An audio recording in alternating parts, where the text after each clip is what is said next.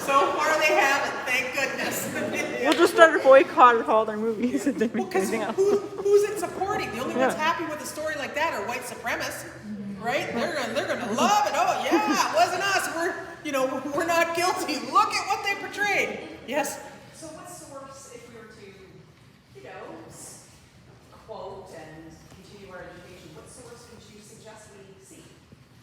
If you want to read the better books about Harriet Tubman, so then there's 3 that came out at the same time. So number 1 authority right now is Kate Clifford Larson, Bound for the Promised Land, Harriet Tubman, Portrait of an American Hero. Then Catherine Clinton, Road to Freedom. And then as well, there's Dr. Jean Humais, Harriet Tubman, Life and Life Stories.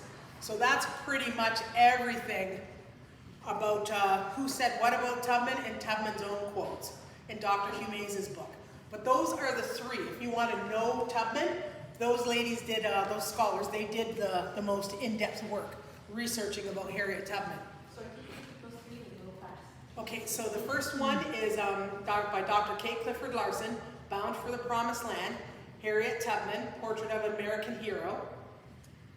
Number 2 would be Catherine Clinton, Road to Freedom. And number 3 would be Dr. Jean Humais, Harriet Tubman, Life and Life Stories. Yes. So Harriet Tubman arrives in December 1851 with 11 freedom seekers. We don't know where she crossed, whether it's the lower Niagara or the upper Niagara. So she arrives, she gets here. Franklin Sanborn says in 1863, when she arrived, she was working for her brother. So she kept house for him, and the 11 that she helped escape, she was out in the tree forest, I'll call it that, for lack of better words, in the winter, chopping wood for them. So that's what we know she did for employment. We do know that when she was in Philadelphia and in Cape May, New Jersey, she worked in the hotel industries.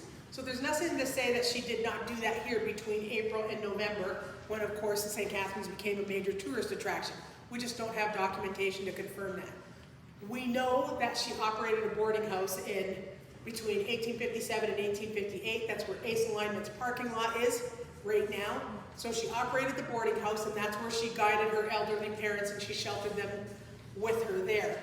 Also, that's where she would take freedom seekers to that boarding house. We also know that she founded the Fugitive Aid Society in 1861. And that came about because they believed that Hiram Wilson was cheating the freedom seekers.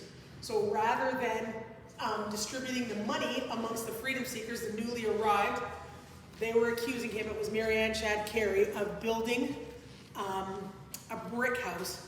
Do you know where Tasker and Queenston Street is? So pretty much where Positive Living Niagara is. That's where he was building his brick house. So I'm going to end it right now.